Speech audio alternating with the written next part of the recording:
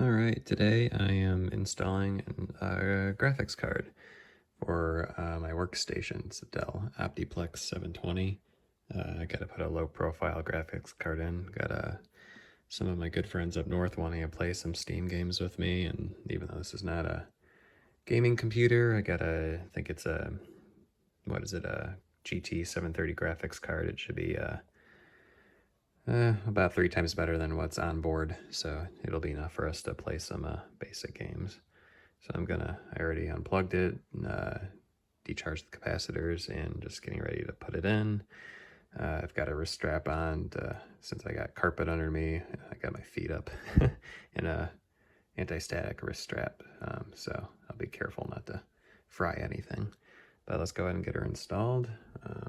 Low profile bracket should go right in there. And it's a dual HDMI cable, so I'll go ahead and get her put in. All right, let's go ahead and hit the power button here and see what happens.